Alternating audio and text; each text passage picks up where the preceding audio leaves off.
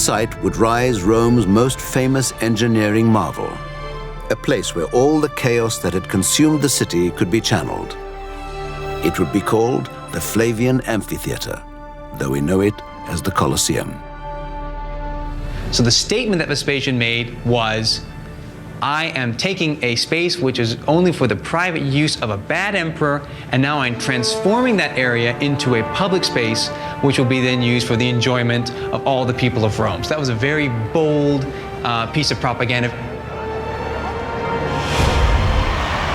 Gladiators had been spilling blood in the name of entertainment for centuries, but the people of Rome were hungry for bigger, bolder spectacles. The Colosseum would give the gladiators a permanent, state-of-the-art killing field, and the games would take on a level of carnage never before seen in the empire's history. But this was the big venue. This was the Superdome. The entertainment came to you. Everything from animals from the farthest corners of the known world to captives from faraway lands could be brought to your central location, to your favorite box seat, and right in the center of the city. But it's undoubtedly the biggest amphitheater in the world, an exceptional monument for its dimensions. It's also exceptional for the work involved in its construction. Construction on the Colosseum began in 72 AD. It was financed by the sale of precious relics taken from the Jewish temple during Vespasian's sacking of Jerusalem. 12,000 Jewish captives were brought back from that campaign to build the amphitheater.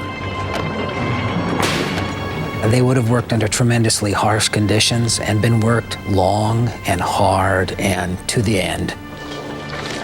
They poured more than 6,000 tons of concrete and hauled huge travertine building blocks to the site from a quarry 20 miles away.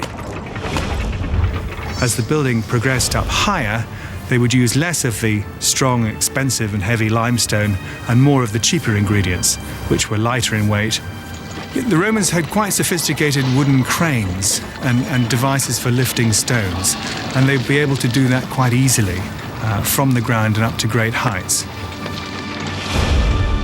In just 8 years, the imposing structure grew to 50 meters tall, dwarfing all that surrounded it. It's the tallest ancient Roman structure ever built. This is the amphitheater of the capital. So what was Rome?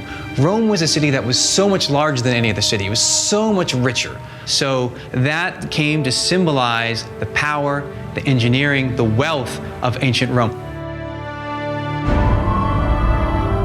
Roman amphitheaters were constructed from a surprisingly simple framework, incorporating 2 Greek theaters back to back to form one 360-degree theater in the round.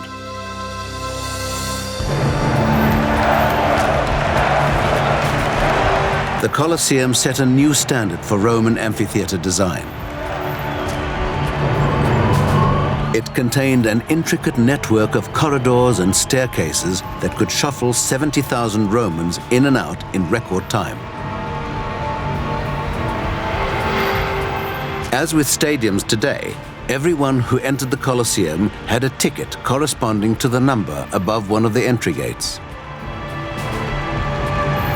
The complex was designed not only to control the crowds, but to keep them comfortable.